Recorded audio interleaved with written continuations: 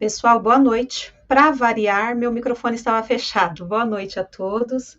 Hoje é dia 14 de junho de 2022. Nós estamos aqui no canal Diário Pentecostal Historiando para mais uma live. O nosso convidado, o pastor Ilquias Paim, já está aqui conosco, aguardando para entrar ao vivo. Eu gostaria de verificar com vocês o som, a imagem, está tudo ok. O Newton disse que estava sem som, estava mesmo, Newton. Eu essa mania de desligar o áudio por conta do barulho aqui do entorno e acabo me esquecendo de ligar.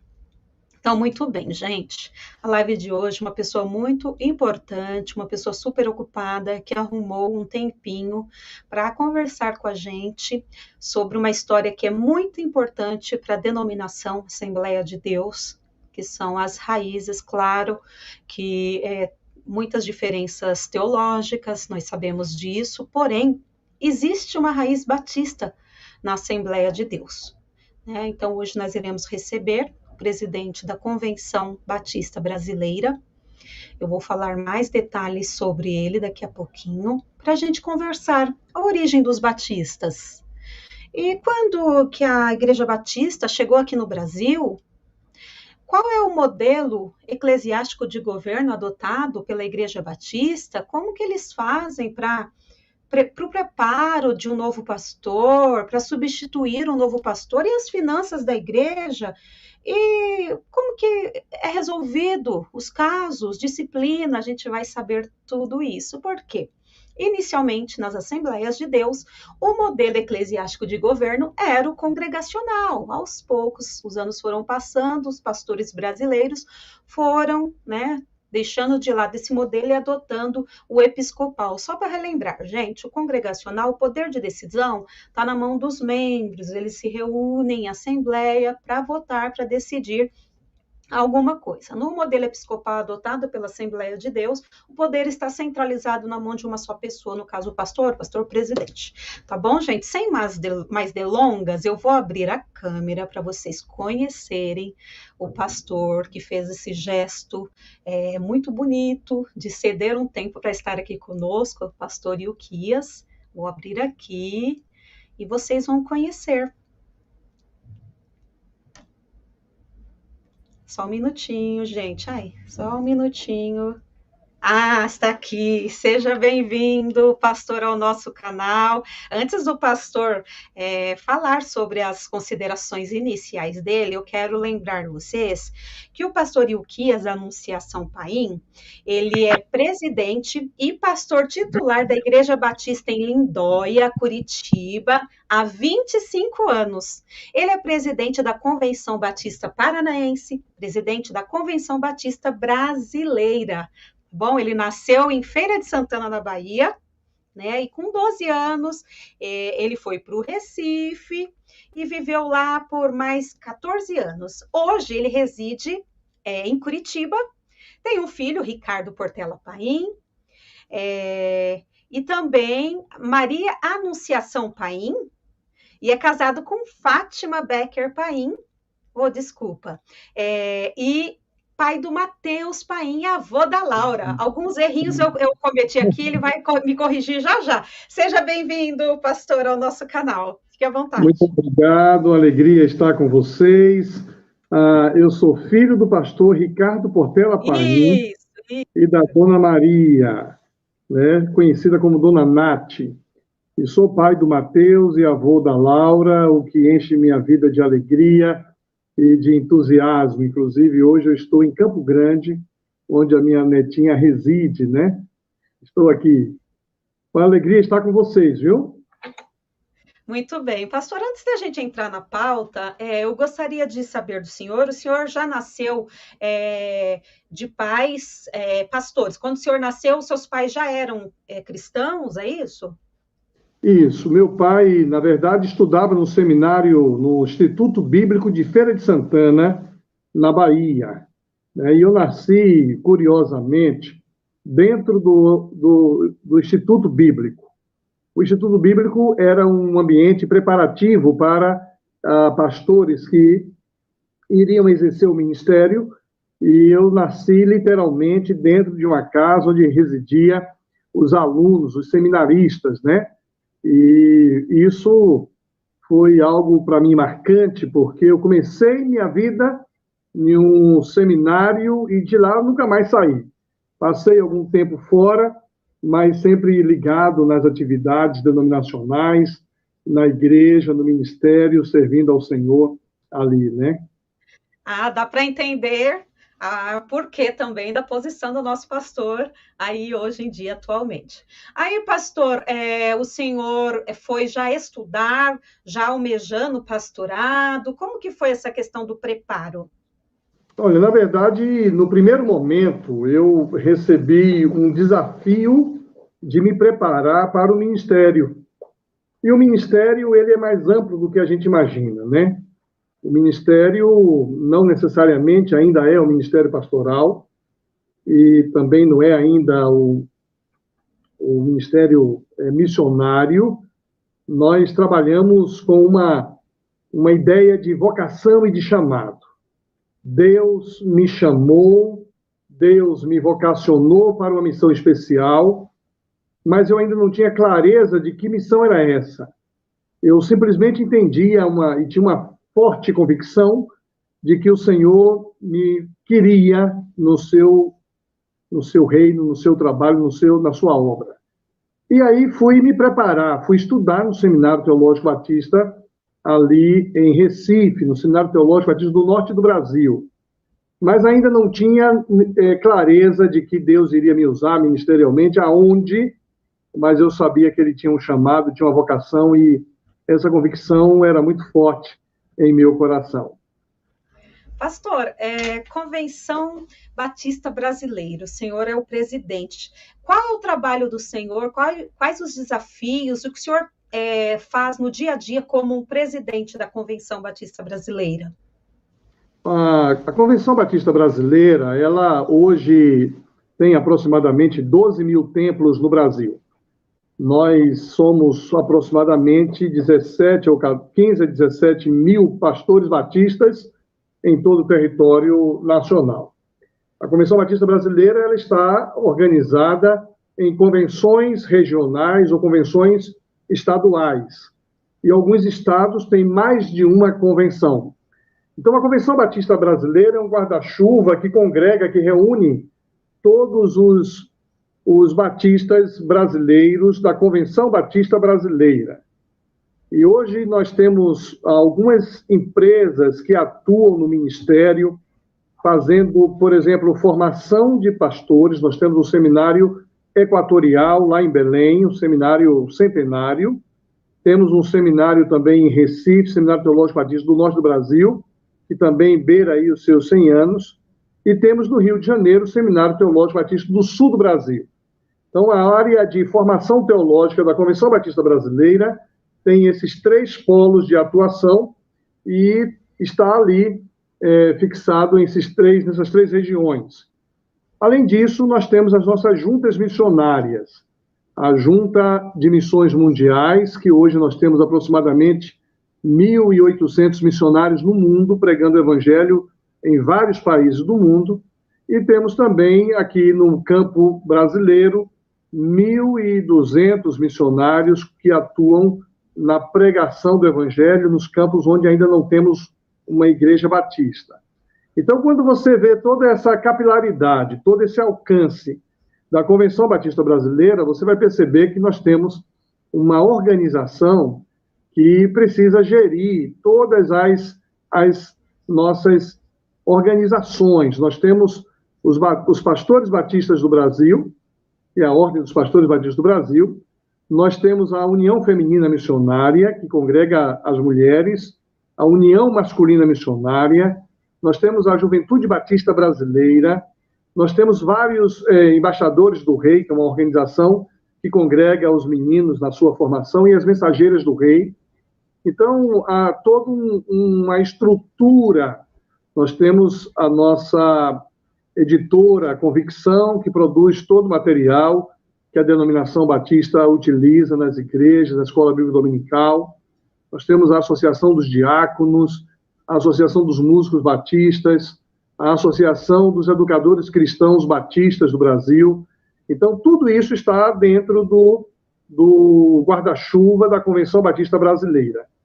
Mas a Convenção Batista Brasileira, ela é administrada pela diretoria da Convenção, onde hoje nós somos 4 presidentes, o pastor Ilquias, presidente, nós temos primeiro vice-presidente, pastor Michel Piragini, segundo vice-presidente, pastor Doronésio, do Espírito Santo, terceiro vice-presidente, pastor Rafael Abdala, também do Espírito Santo, e temos também a secretaria, que são 4 secretarias, primeiro, segundo, terceiro e quarto secretário.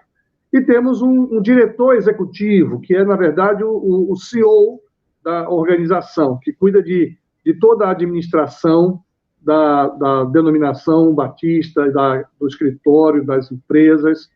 Então, a gente atua muito mais numa gestão corporativa, né, de toda a nossa holding batista, se eu posso dizer assim, e a gente, então, atua dando suporte, apoio às convenções batistas estaduais e assim por diante. É um trabalho realmente muito, muito amplo. Bem trabalhoso, imagino, pastor. Ô, pastor, o senhor é pastor em Lindóia, Curitiba, há 25 anos, atualmente, é isso? Gente, isso além mesmo. de tudo. E como que é o trabalho lá, pastor, nessa igreja? O senhor está há 25 anos, né? A Igreja Batista em Lindóia é um bairro pequeno de Curitiba, mas quando lá cheguei, havia uma igreja ainda também iniciando, a estrutura pequena, o templo de madeira, né? E aí a gente começou a desenvolver o trabalho do ministério local, que a gente chama. E ali eu comecei, há 25 anos atrás, graças a Deus, a igreja tem crescido, nós temos 3 campos missionários, já organizamos 2 outras igrejas batistas também, e hoje temos mais de 500 membros, e a nossa membresia difere um pouco da membresia assembleiana, né?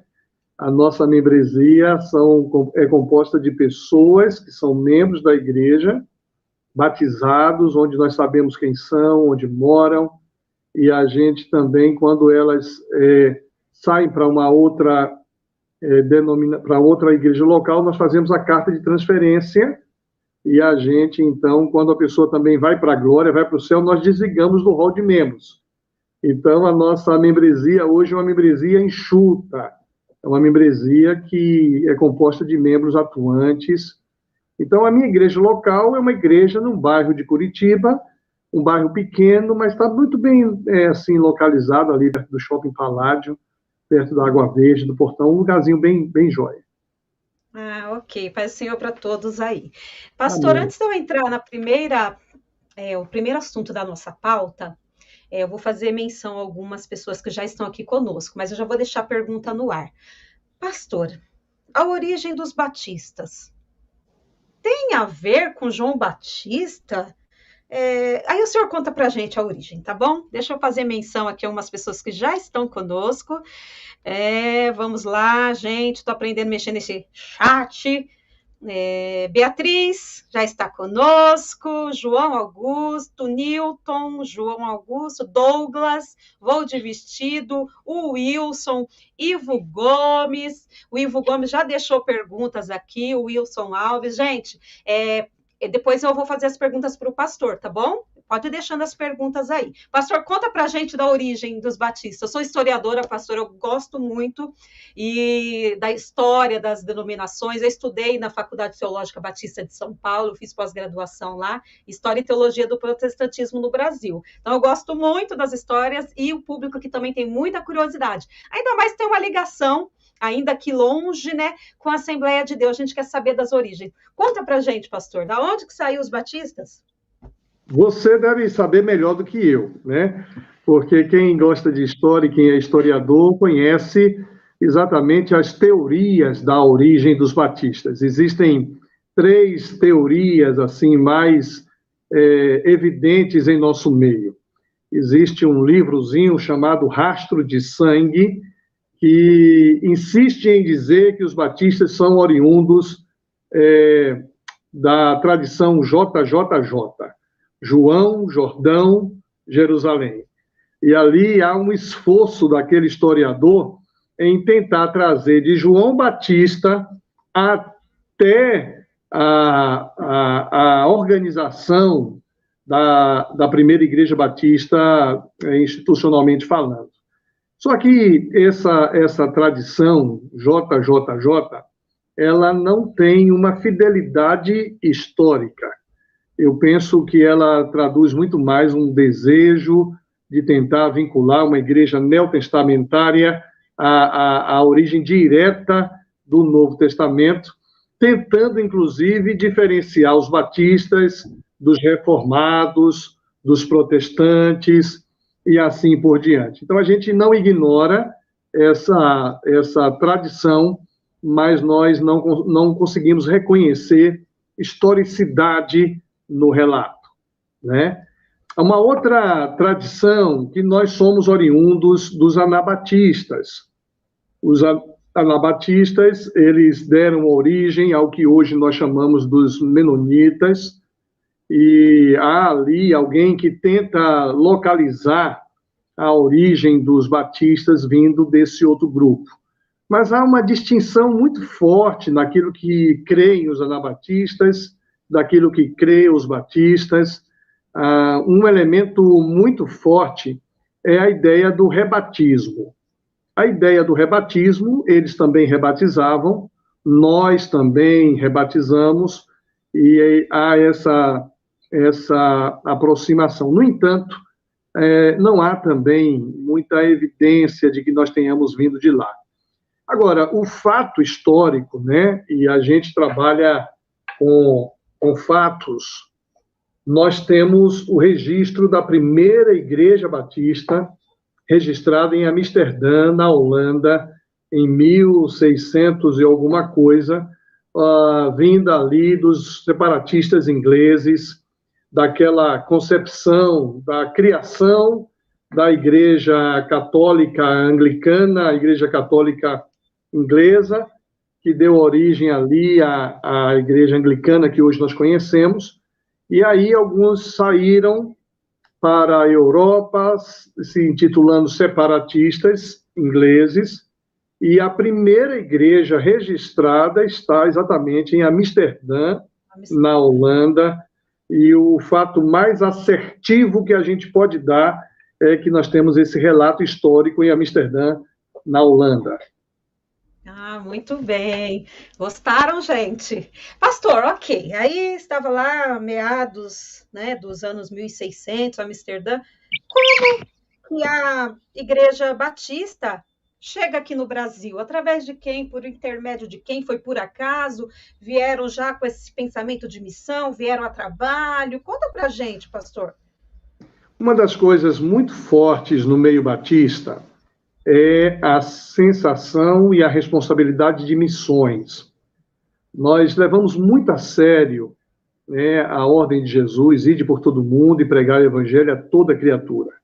Essa ordem de Jesus de ir fazer discípulos de todas as nações, batizando-as e ensinando-as em nome do Pai, do Filho e do Espírito Santo, né, que nós devêssemos pregar o evangelho ali, primeiramente, em Jerusalém, depois em Samaria, toda a Judéia e confins da terra. Então, essa é a motivação primeira da denominação batista.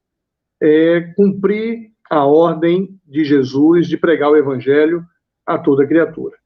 E aí, os missionários americanos, William Begbie, eles vieram para o Brasil e, chegando no Brasil, ali em São Paulo, começaram a pregar o evangelho ao povo brasileiro.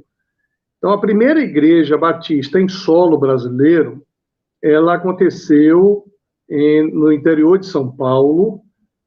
Eu tenho muita dificuldade com memória, não tenho memória, eu tenho uma vaga lembrança de algumas coisas, mas a primeira igreja organizada no solo brasileiro foi exatamente ali no interior de São Paulo, uma cidadezinha que daqui a pouco vem o nome. Mas depois que essa igreja foi organizada, ela foi organizada por missionários americanos. Os missionários e suas famílias vieram para o Brasil e organizaram ali essa igreja. Mas depois os missionários foram para a Bahia e a primeira igreja batista brasileira, ela foi organizada ali em Salvador, né? E depois o evangelho começou a crescer, né? Não sei se a minha informação está correta. Nós tínhamos aqui no Brasil o catolicismo, depois nós tínhamos o presbiterianismo, e aí chega então os batistas. E nessa chegada a gente começa evangelizando ali pelo Nordeste, Nova Odessa. Eu estava, olha aí, Pedro, obrigado, Marcos. Eu estava com essa ideia de Nova Odessa, mas tinha um outro nomezinho aqui também na minha mente, e eu estava querendo lembrar, e obrigado aí, o Marcos está nos ajudando. Então, ali o evangelho começa a se expandir, né? Ali no Nordeste brasileiro, e depois vem para o Rio de Janeiro, e aí o evangelho começa a se espalhar pelo Brasil, e a Igreja Batista começa a se espalhar pelo Brasil como uma grande denominação evangélica em solo brasileiro. Muito bem. Pastor, antes da gente falar sobre o modelo eclesiástico de governo adotado pela Igreja Batista, eu tenho duas perguntas. É um assunto recorrente, eu sei que as pessoas vão perguntar, então já vou me antecipar.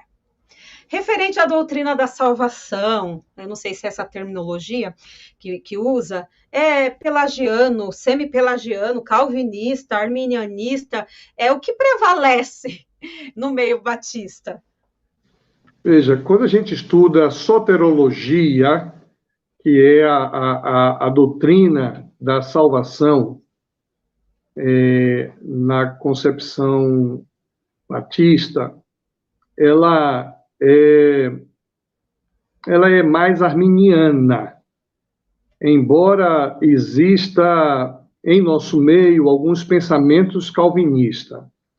Há quem diga, inclusive, que boa parte da nossa doutrina evangélica protestante ela é calvinista. Boa parte da doutrina batista também tem uma fonte calvinista. Mas quanto à doutrina da salvação, a soterologia, a predominância no nosso meio, ela é arminiana, exatamente porque nós acreditamos que, conquanto Deus seja soberano e tenha todo o poder no céu e na terra, ele oferece ao homem a opção de escolher. Escolher hoje a quem servir, né? Eu e minha casa serviremos ao Senhor. Vinde a mim, todos vós que estáis cansados e sobrecarregados, e eu vos aliviarei. Quem crer e for batizado será salvo. Então, assim, há uma predominância quase que maciça em nosso meio da salvação como sendo a graça de Jesus, que em algum momento da história do ser humano, ele precisa entender e compreender e escolher receber Jesus como Senhor e Salvador de sua vida. Então, a nossa percepção vai nessa direção. Ainda você pode encontrar um batista ou outro que vai ter uma concepção mais calvinista, que acredita, sim, na eleição, na predestinação, mas isso não é comum em nosso meio, não. Muito bem, tá ótimo. Pastor, outro assunto importante que eu gostaria de ver com o senhor, como que a Convenção Batista encarou e encara hoje o que acontece em toda, né, e qualquer denominação, toda e qualquer instituição, divisões, cisões. A questão da Igreja Batista renovada, como foi enfrentar, como que se enfrenta hoje, como que encara, enfrenta não precisa ser essa palavra, qual é a relação com essa divisão, com esse outro povo? Veja bem, antes de entrar aí, eu só quero corrigir uma informação. A primeira igreja em solo brasileiro foi em Santa Bárbara do Oeste. Santa Bárbara do Oeste? Santa Bárbara do Oeste, próximo a Nova Odessa, né? Então, só para corrigir isso, para ficar muito claro. Certo. Olha, eu gosto muito de levar em conta um pensamento do Philippe Melanchthon que diz: os cristãos precisam ter unidade no essencial, tolerância no duvidoso e amor em tudo. Naquilo que é essencial, nós cristãos precisamos estar unidos. E há algo essencial: o homem é pecador, Deus é amor, Deus amou o mundo de tal maneira que mandou Jesus Cristo, seu Filho. Deus fundou a sua igreja na pessoa de Jesus. A salvação vem por meio da graça, por meio da fé. Todos somos redimidos no sangue, lavados no sangue do Cordeiro.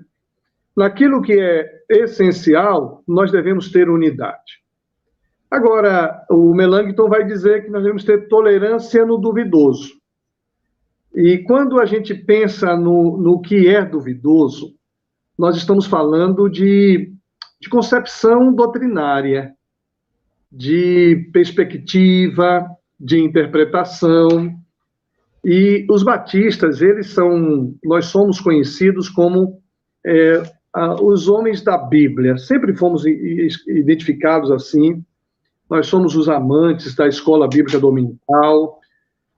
Nós somos também reconhecidos como aqueles que têm alguns princípios distintivos, que no nosso meio nós chamamos princípios distintivos dos batistas. E dentre os princípios distintivos dos batistas, existe uma que é exatamente a livre interpretação da Bíblia.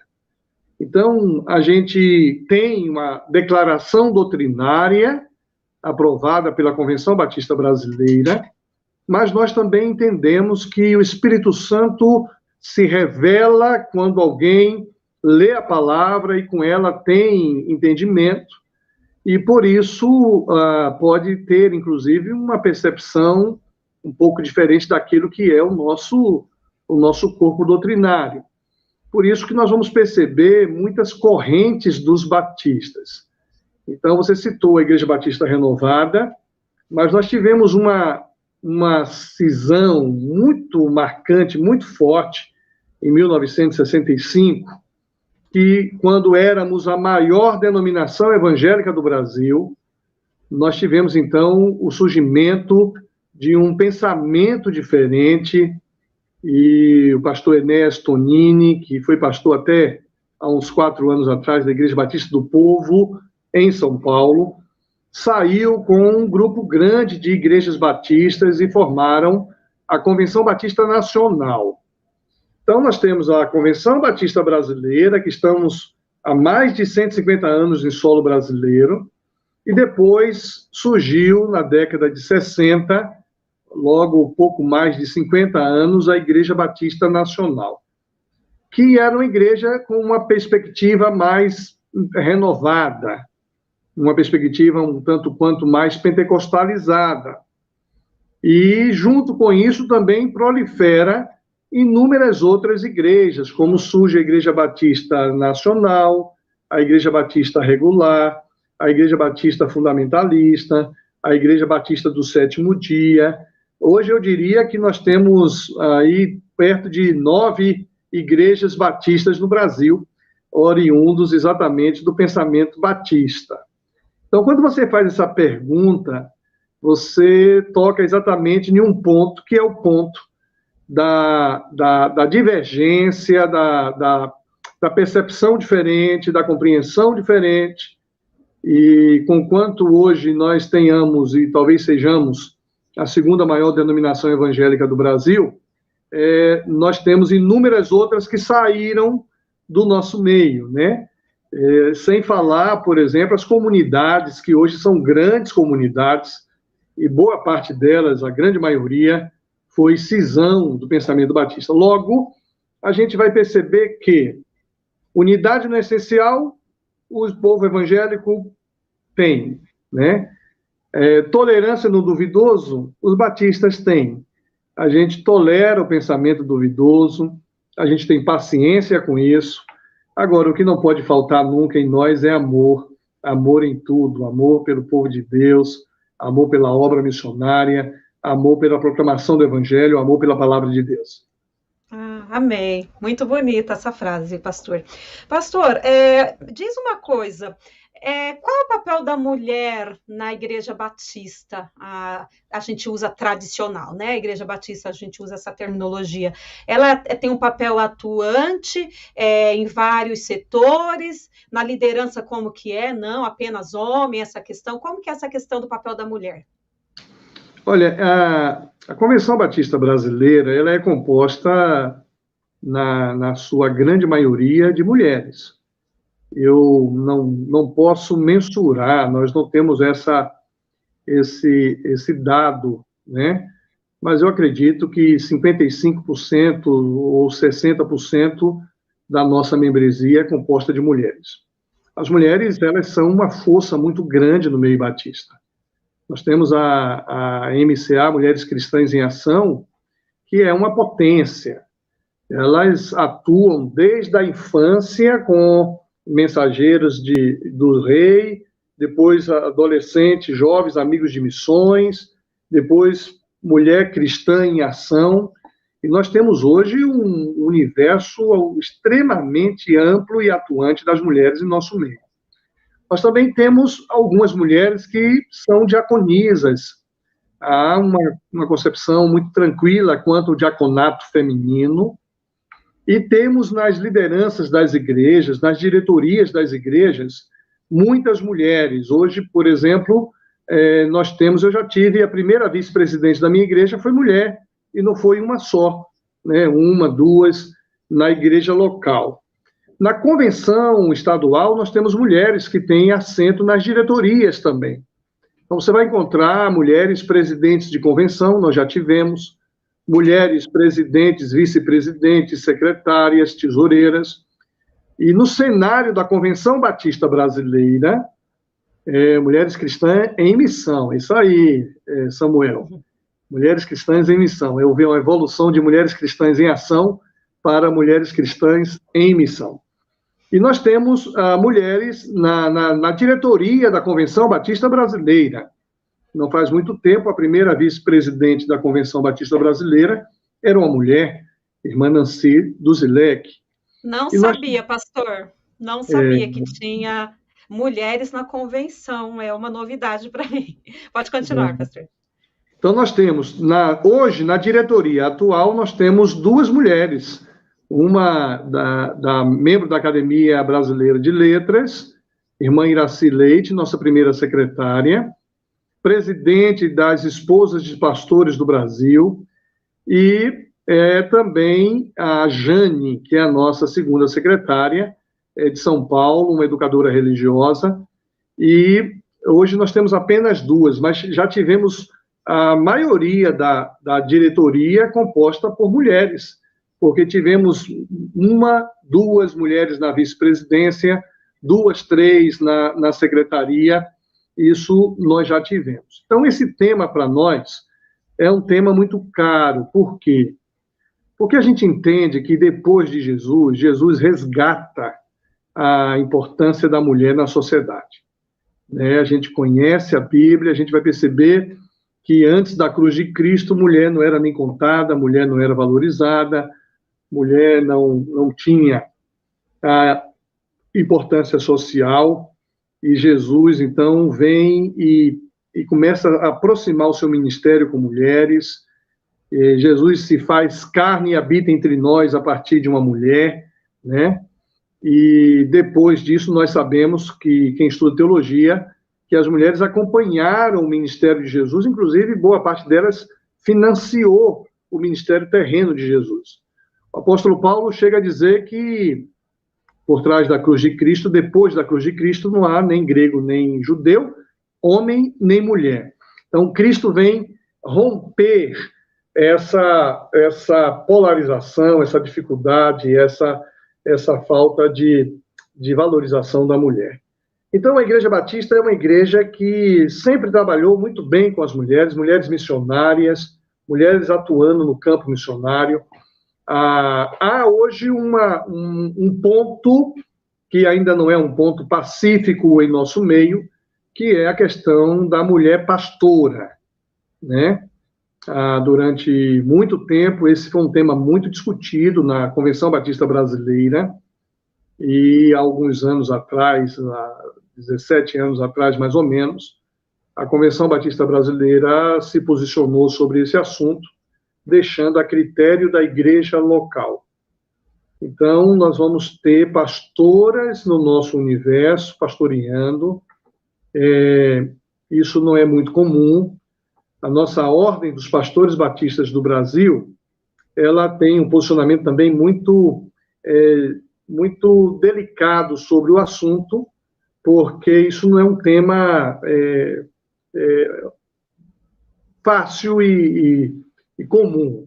Então, nós temos ordens estaduais que aceitam mulher pastora e ordens estaduais que não aceitam mulheres pastoras.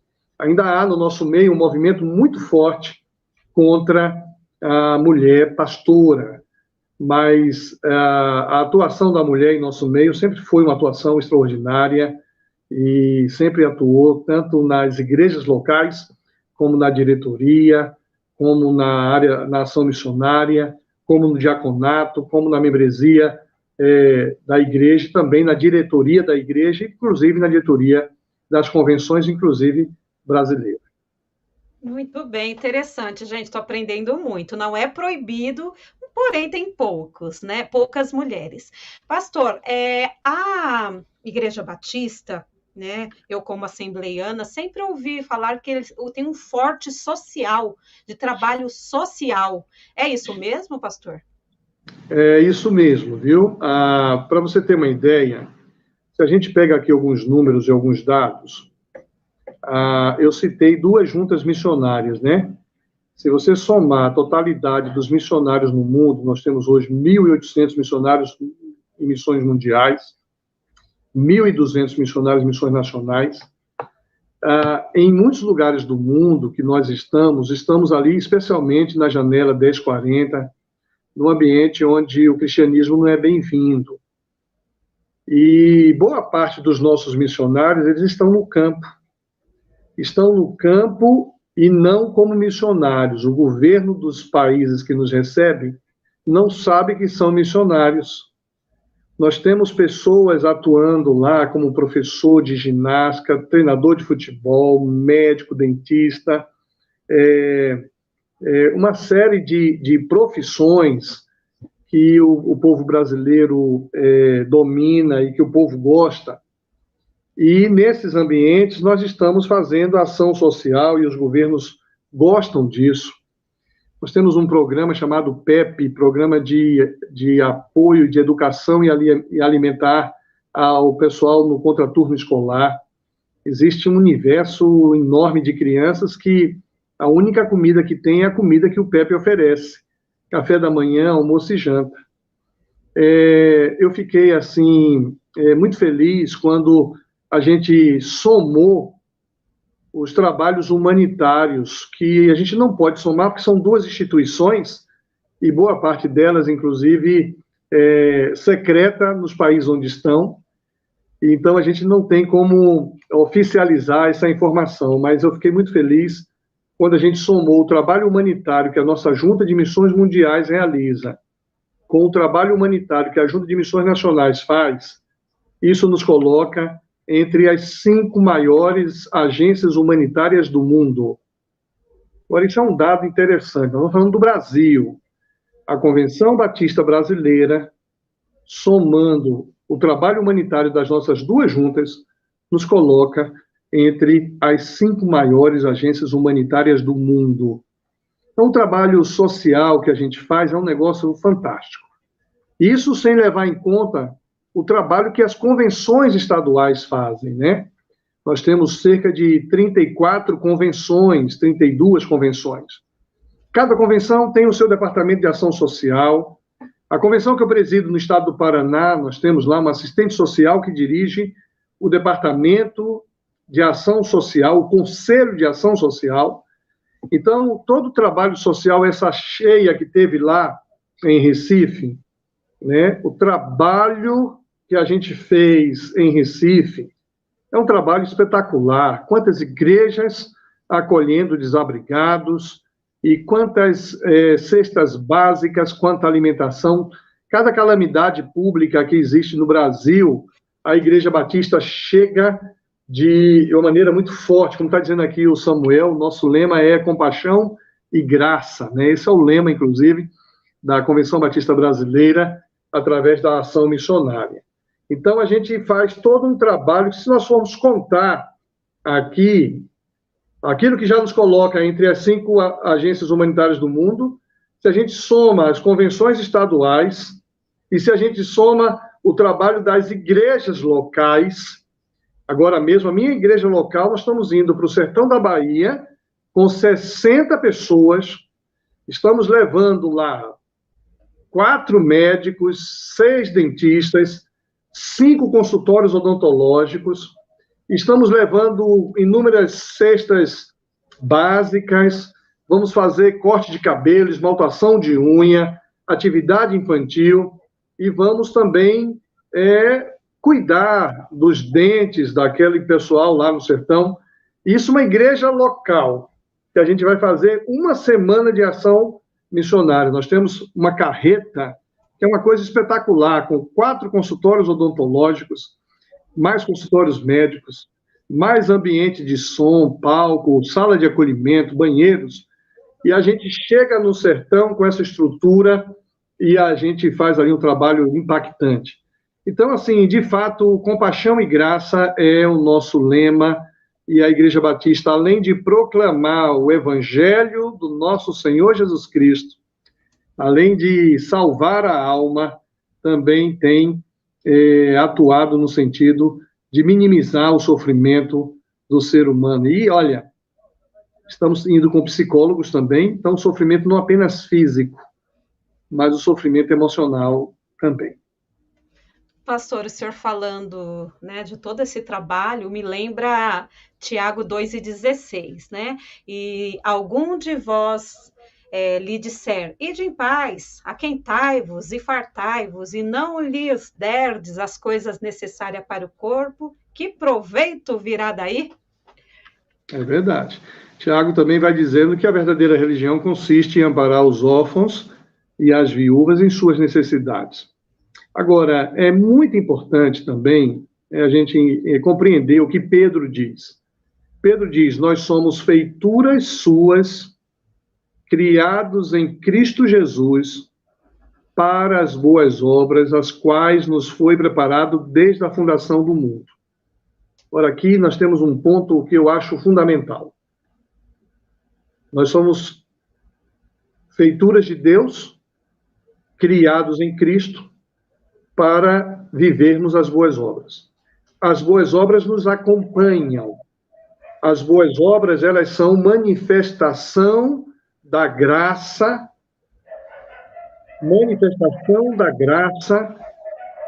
na vida do indivíduo. Agora, não é a razão de ser da igreja. A igreja, ela tem uma missão.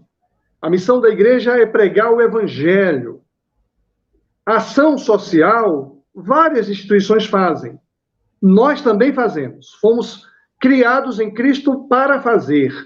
Mas essa não é a nossa razão de existir. E eu tenho dito, de uma maneira assim, muito curiosa, que pregar o evangelho, nem todas as igrejas pregam o puro evangelho do nosso Senhor Jesus Cristo. A ação social, muitas igrejas fazem, muitas religiões fazem, muitos grupos filantrópicos fazem. Agora, não podemos dissociar uma coisa da outra. Não podemos sobrepor. Não podemos sobrepor a ação social à proclamação do Evangelho. Mas também não podemos dissociar isso. Aqui o Samuel faz uma menção aqui da Cristolândia, né? Cristolândia é um ministério extraordinário. Centenas e milhares de moradores de rua que viviam nas Cracolândias, eles foram alcançados pelas Cristolândias no Brasil. São mais de 15 Cristolândias atuando nas ruas, nas Cracolândias, acolhendo o ser humano que lá está, tirando das ruas quem deseja sair e a gente tira das ruas. Primeiramente, a gente acolhe, né? Acolhe, dá um café, dá um banho, dá uma roupa, corta cabelo, dá uma aliviada.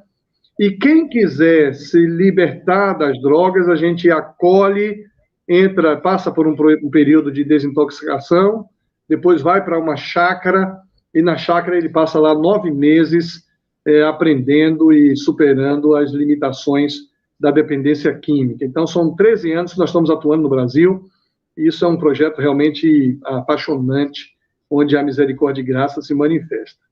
Então, assim, a ação social ela é fundamental, sim, e a gente preza por isso.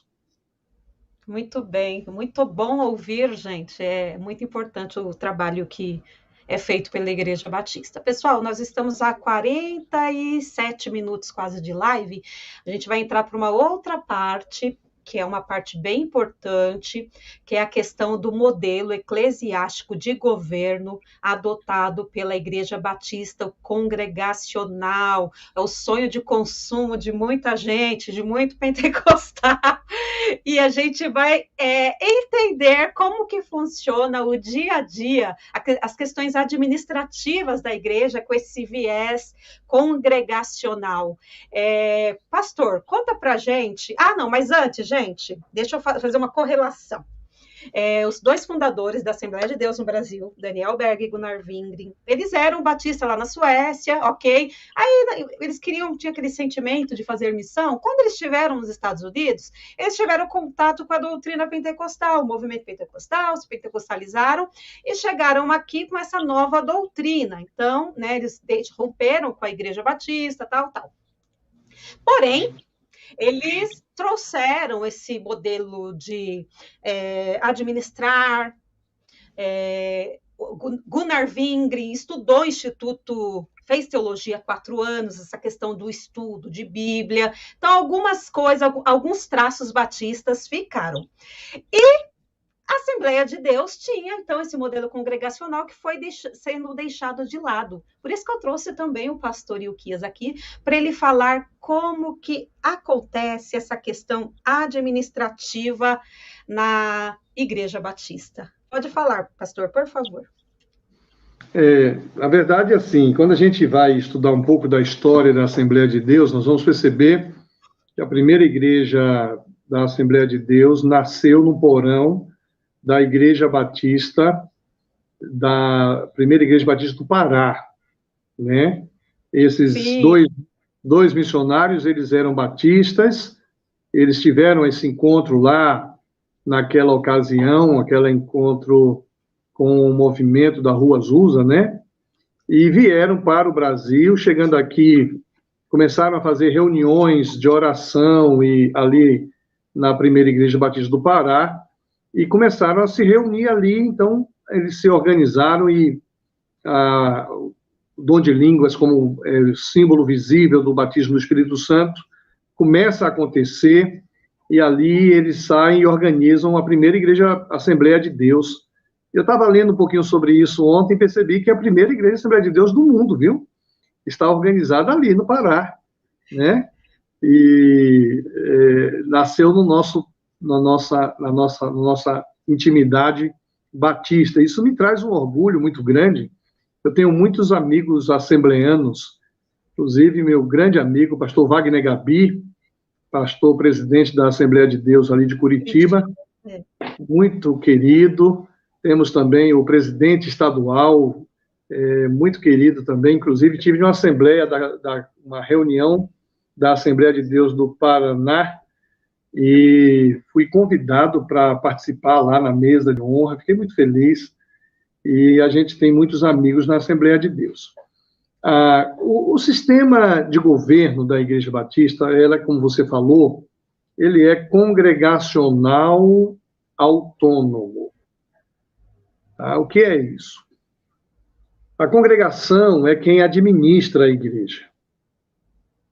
A igreja congregacional autônoma, ela é administrada pela Assembleia.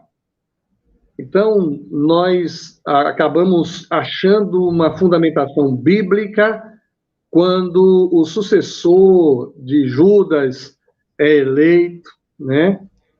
E a gente vai perceber que é eleito dentre os discípulos, e há umas 2 outras menções de eleição, quando se elege também os diáconos, e é dali que nós nos fundamentamos para dizer que o sistema de governo congregacional é o que a gente opta e entende ser o melhor. Alguém diz assim, é a nossa fraqueza, é a nossa força e também a nossa fraqueza. Por quê? Quando a gente pega aí, eu citei mais de 12 mil templos, cada um dos templos tem sua administração, sua organização. Então, eu, como presidente da Convenção Batista Brasileira, estou hoje em Campo Grande, estou aqui no hotel do lado da primeira Igreja Batista de Campo Grande, meu amigo pastor Gilson Breder. E se eu chegar ali na igreja do Gilson, ele com certeza vai fazer menção à minha presença, mas ele só vai me dar a palavra se ele quiser. Eu não tenho uma força de dizer, olha, eu gostaria de dar uma palavra, e ele pode dizer, olha, o que hoje não vai dar, a programação aqui é outra, você pode vir outro dia. É raro isso acontecer, né? Hoje há um respeito muito grande à figura do presidente, então quando a gente chega em uma cidade, no estado, aqui vai acontecer essa semana a Assembleia da Convenção Batista do Mato Grosso do Sul. Então eu deverei dar uma palavra na abertura e deverei dar uma palavra na noite seguinte, exatamente por essa relação cordial. Mas eu citei esse exemplo para deixar bem claro que no meio batista, a congregação ela que se dirige, ela é autônoma na sua decisão, na sua direção. Então, a administração financeira é feita pela congregação, a eleição da sua liderança é feita pela congregação, a eleição do seu pastor é feito pela congregação. Então, assim, isso nos enfraquece porque nós temos uma sobreposição de recursos.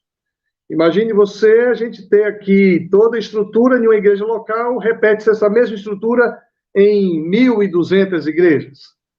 Quando nós poderíamos ter uma estrutura só, com a centralidade de recursos, podendo capitanear inúmeros outros projetos, financeiramente falando. Mas, ao mesmo tempo que isso pode parecer uma fraqueza, para mim se constitui uma fortaleza. Porque existem situações em determinadas igrejas que em outras não existem. E a gente respeita tudo isso, né? Volto a citar Felipe Melanchthon. Unidade no essencial, liberdade no duvidoso. Mas o amor nos une. Então, assim, nosso sistema de governo, ele é o sistema de governo congregacional, vem do povo. Agora, ele não é um sistema de governo democrático. Se você olhar todo o estatuto de Igreja Batista, vai dizer o seguinte, em caso de divergência doutrinária ou eclesiástica, em caso de divergência, será levado em conta a fidelidade à declaração doutrinária da Convenção Batista Brasileira, independente do número de pessoas. O que é isso? Se é uma igreja que tem 100 membros, divergir da doutrina, e 5 pessoas apenas ficarem em coerência com a declaração doutrinária da Convenção Batista Brasileira, os 95 sairão e toda a estrutura, todo o templo fica para os 5 que se mantiverem fiéis à declaração doutrinária da Convenção Batista Brasileira. Por isso que eu digo que o nosso sistema de governo ele é congregacional, porém não é democrático. Eu digo que ele é autocrático. Ele está firmado na compreensão bíblica da declaração doutrinária da Convenção Batista Brasileira. Então, esse sistema de governo ele é uma coisa encantador, porque a congregação resolve seus problemas, administra suas ações, mas, ao mesmo tempo, tem algo que é encantador, porque tudo isso nos liga. né, cada igreja escolhe filiar-se à associação regional, escolhe filiar-se à Convenção Batista Estadual, escolhe filiar-se à Convenção Batista Brasileira. Então, cada igreja decide se filiar a uma associação regional, a uma convenção estadual e à Convenção Batista Brasileira. E cada igreja participa dessa mesma maneira, congregacional e autônoma, nesses 3 universos. Então, eu, como pastor da igreja local, participo da Associação dos Batistas da Grande Curitiba, participo da Convenção Batista Paranaense e participo da Convenção Batista Brasileira. Logo, a base da nossa denominação é a igreja local. Está firmada na igreja local, que também é congregacional. Então, a congregacionalidade, ela se expande em todas as esferas da organização da Igreja Batista no Brasil e no mundo. A Aliança Batista Mundial também congrega todas as convenções batistas do mundo, e ali, na sua assembleia, há também uma direção congregacional. Muito bem, pastor. Vamos levar assim no dia a dia, na prática. Uma igreja local tem um grupo de jovens que sente que tem o dom pastoral, e outras pessoas reconhecem nele um perfil, né, pastoral. Como que se dá esse preparo para ele se tornar um pastor? Isso. Primeiro, é como você falou, né? A congregação precisa enxergar nele a vocação e o chamado. A vocação, ela vem acompanhada de manifestação sobrenatural de Deus. Eu sempre digo que a pessoa, para se tornar um pastor na Igreja Batista, ele tem que ter uma percepção empírica, bíblica e espiritual do seu chamado e da sua vocação.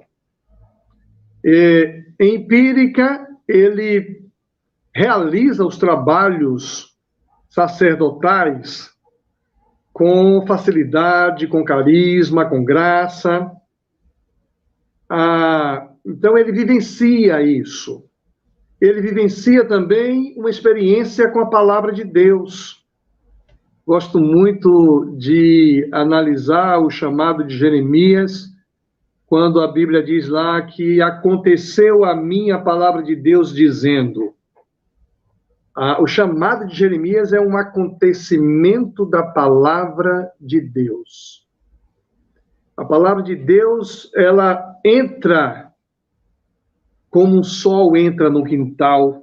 A palavra de Deus entra na mente, entra na alma, entra em nós, nos chamando, nos incomodando, nos vocacionando. E ela acontece num contexto histórico, logo num contexto existencial. Nenhum pastor batista é chamado de maneira sobrenatural sem as crises do seu dia a dia, do seu cotidiano. Como o próprio Jeremias expressa isso, né? Quando ele diz assim, ai de mim, sou apenas um menino. E aí há um diálogo entre a espiritualidade dele com a experiência prática, histórica, existencial dele. E aí Deus começa a revelar, e aí há uma evidência, então, espiritual de que Deus o quer no exercício do ministério. Também há uma evidência prática quando a igreja reconhece essa vocação, esse chamado, esse coração pastoral, esse discernimento espiritual, os dons sobrenaturais que ali estão sobre os obreiros, e aí ele, então, é confrontado a se preparar para o ministério pastoral. E aí ele é conduzido a um seminário. Antes, quando nós não tínhamos facilidade de formação, as igrejas reconheciam isso e as igrejas consagravam os pastores ao ministério, mesmo ainda sem preparo acadêmico, preparo científico, preparo teológico.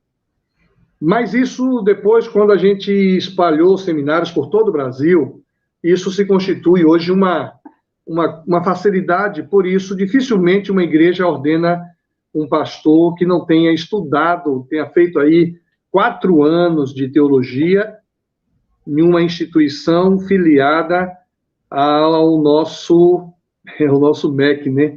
Que é a ABIBET, a Associação Brasileira de Ensino Teológico, a Associação ABIBET, Associação Batista Brasileira de Ensino Teológico.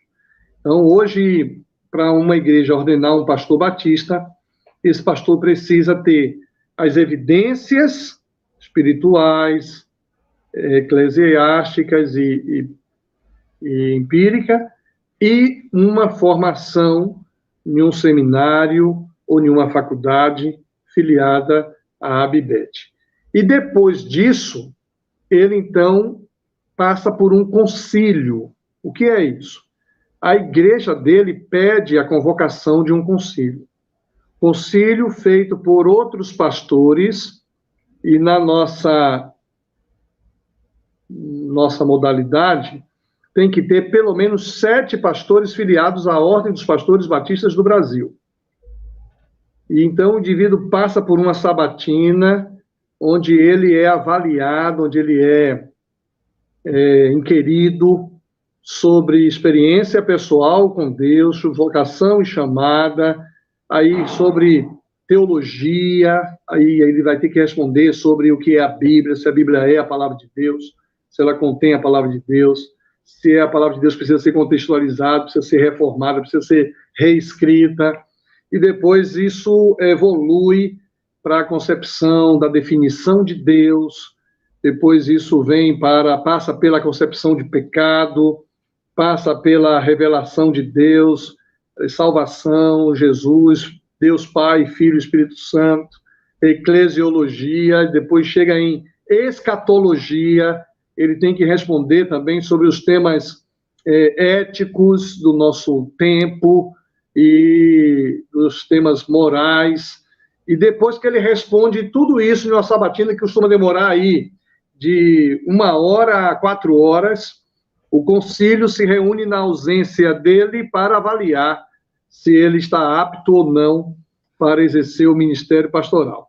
Se ele for aprovado nesse concílio, então ele vai ser ordenado, ele vai ser consagrado. É um outro momento onde os pastores impõem as mãos sobre ele, ele é consagrado, e depois disso é que ele recebe um convite para ser pastor de uma igreja local, vindo pela congregação. Muito bem, pastor, nós vamos entrar numa parte que é interessante. Quais os motivos, quais os casos de substituição de um pastor numa igreja local? Existe uma máxima em nosso meio chamada enquanto bem servir. Se você pegar um estatuto de uma igreja batista, você vai ter lá: o pastor será o presidente da igreja enquanto bem servir. Esse bem servir pressupõe que o pastor pode ser o pastor daquela igreja local até quando ele entender que deva. Então, eu estou hoje na Igreja Batista em Lindóia e Deus começa a falar no meu coração que eu preciso pastorear em outro lugar. Então, eu oro a Deus, tenho confirmação disso, eu comunico à minha igreja: irmãos, eu estou recebendo um convite para pastorear em uma outra localidade e entendi direção de Deus e eu quero agradecer o tempo que passei com os irmãos e eu estou indo para lá. Então, é decisão unilateral, né? Assim como isso também se dá por parte da congregação. Vamos imaginar que a minha igreja local, ela não se agrade mais do meu bem-serviço. Pastor Ilquias está ficando velho, cansado, está ficando rabugento. Pastor Ilquias começa a pegar em questões aqui que não tem nada a ver. Pastor Ilquias está barbeirando na gestão administrativa. Houve algum problema moral com o pastor e a gente, então, entende que o pastor precisa ser substituído. E isso também dá-se a partir da congregação. Então, há todo um critério institucional, estatutário, regimental, de como isso deva acontecer. Então, o pastor pode ser substituído simplesmente porque não há mais identidade. Ele pode ser substituído porque ele recebeu um convite para um outro lugar. Ele pode ser substituído porque ele entende que não quer mais ser pastor, ele quer ser só professor. Ele pode ser substituído porque caiu em algum pecado, em alguma questão que a igreja não concorda, porque tem um posicionamento divergente da congregação em determinados temas, ou porque simplesmente ele não se adaptou, ele não se contextualizou, ele não cresceu, ele não evoluiu. Ou seja, as razões não importam, mas quem determina primeiro é ele, depois a congregação. Lógico que nós entendemos que o Espírito Santo de Deus atua nesse processo. Tem gente que não sabe por que começou a enfrentar uma dificuldade administrativa com a liderança, isso o deixa desconfortável, ele vai para outro lugar, e é assim que Deus se manifesta, dizendo, não, seu tempo aqui acabou, meu filho, eu tenho um tempo melhor para você em outro lugar. Muito bem. Aí, pastor, ok. Aí a igreja local, por algum motivo, aí pode ser um de todos esses motivos, vai precisar substituir o pastor. Como que se dá esse processo? A Convenção Batista vai mandar um pastor para lá, para ser o pastor deles? Como que faz? Veja, a convenção pode mandar, se eles quiserem e se eles pedirem, né? Quase sempre eles próprios administram. Em casos de tensão, em casos de divisão, eles procuram a convenção. Eles procuram a convenção para ajudar a dirimir, a diminuir as diferenças. Em casos de divergência doutrinária, eles procuram a convenção para aferir se a declaração doutrinária da Convenção Batista Brasileira foi descumprida ou desrespeitada. Em alguns casos, recentemente aqui no Paraná agora, uma igreja que estava dividida na sua membresia, um grupo descontente com o pastor e um grupo apoiando o pastor. A situação chegou a um ponto de tão difícil que eles fizeram uma assembleia e nos convidaram, Convenção Batista Paranaense, para intervir na igreja local. Então, houve uma proposta em assembleia de que a Convenção Batista Paranaense fosse convidada a intervir para mediar o conflito e diminuir esse clima insuportável de convivência que estava lá. Então, nós assumimos, eu nomeei uma comissão interventora, coloquei um pastor que vai ser o operacional da intervenção na área espiritual e um outro pastor que vai ser o interventor na área administrativa financeira. Isso acontece, é muito raro, mas acontece. A própria igreja solicita a sua denominação, a sua liderança, que venha ajudar em casos assim. Quando o problema é moral, aí há sempre um pedido pela igreja que a ordem dos pastores avalie o comportamento ético, porque a ordem dos pastores batistas do Brasil tem um código de ética que é a coisa mais linda do mundo. O pastor batista ele não pode quebrar a ética em vários aspectos. O nosso código de ética prevê exatamente o comportamento ético de um pastor, o comportamento não ético de um pastor. Algumas igrejas, inclusive, só aceitam pastores membros da ordem. Quando eu falei de 14 mil pastores, nem todos são membros da ordem. A ordem deve ter aí 12 mil filiados. Alguns não são filiados.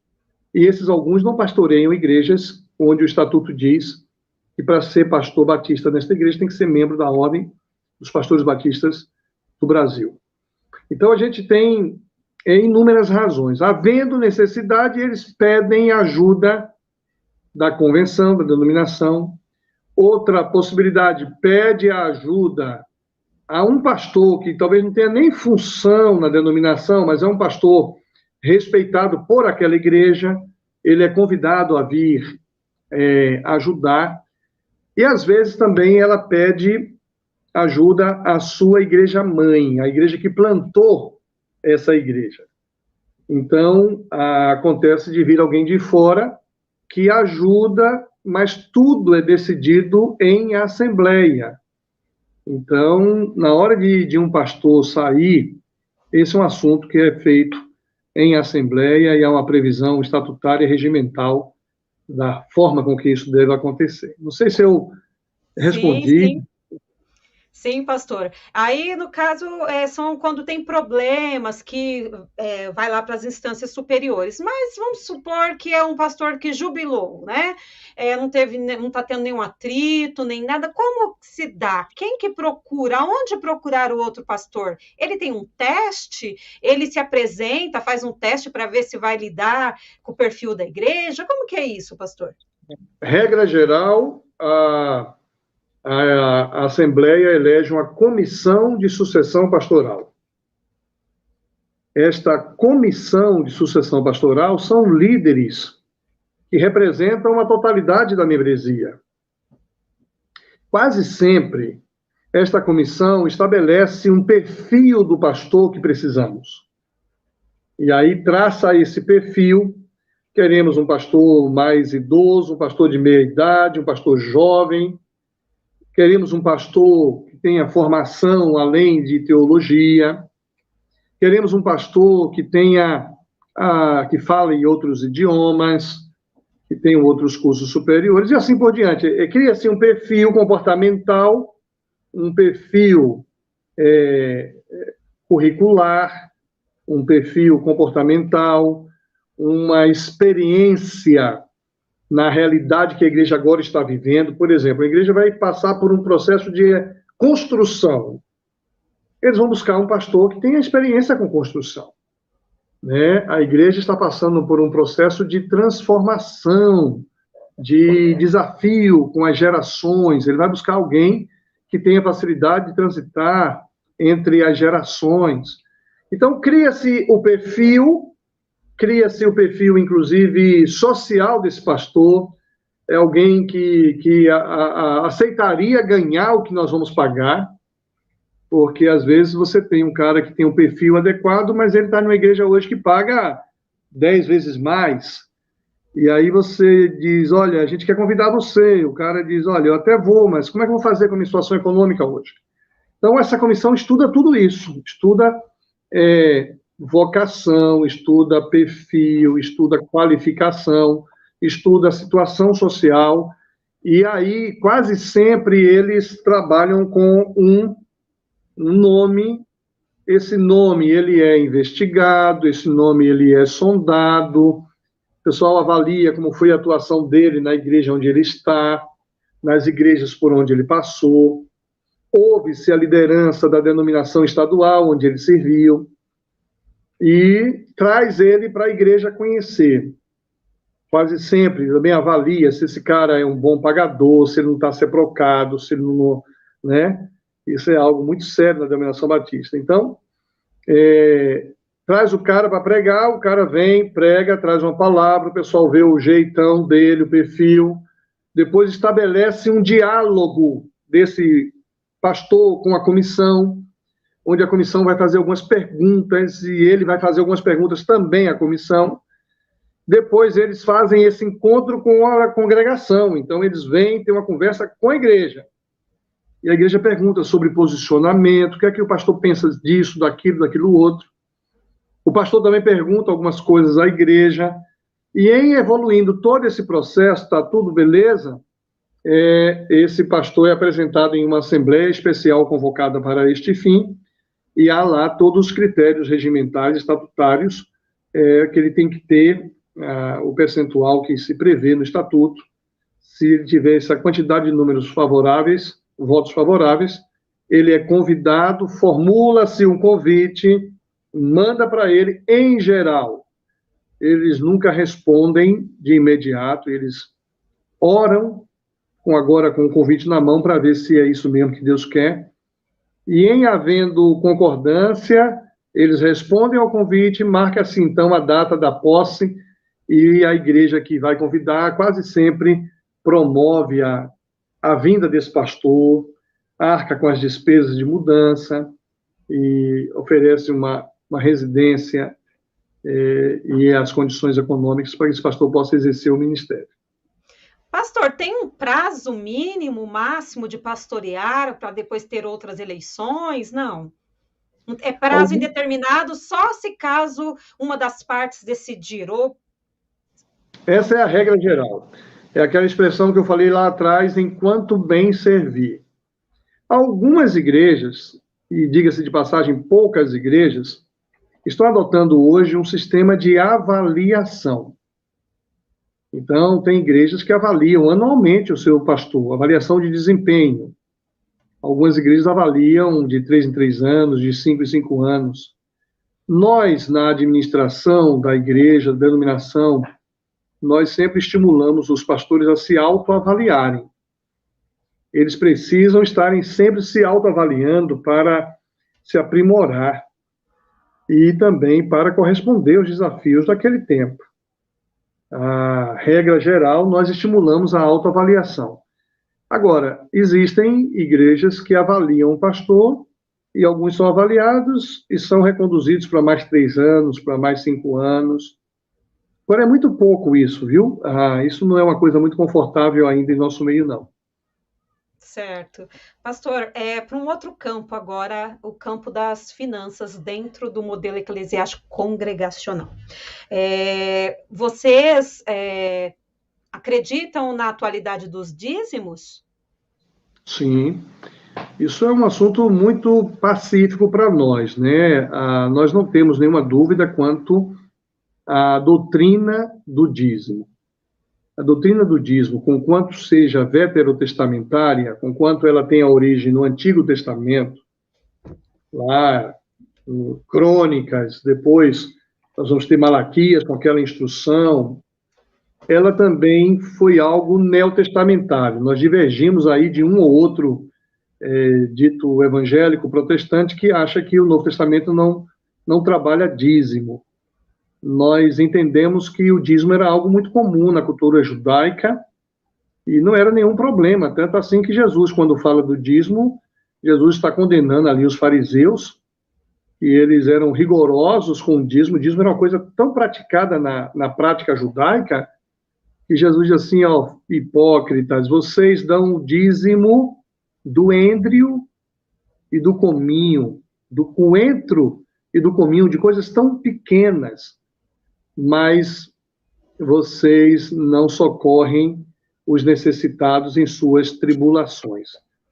Fazei estas coisas, ou seja, cuide dos necessitados sem deixar de fazer aquelas, sem deixar de dar o dízimo do êndrio e do cominho. Então, a nossa concepção é que o dízimo é algo instituído por Deus para o sustento da casa de Deus, da obra de Deus. Paulo depois vai normatizando sobre dar oferta e dar com alegria. Deus ama o que dá com alegria. E há, então, uma compreensão em nosso meio que a experiência do dízimo é algo, assim, fundamental para a vida do cristão. Eu chego a dizer, inclusive, que a igreja não precisa do dízimo de ninguém. Eu digo isso para a minha igreja. A Igreja Batista em Lindóia não precisa do dízimo de ninguém. Mas o crente precisa da experiência com o dízimo. E eu conto 2 experiências interessantes. Eu participei de uma igreja onde, do lado do gabinete pastoral, tinha um prédio e um empresário, dono de 2 franquias da 775.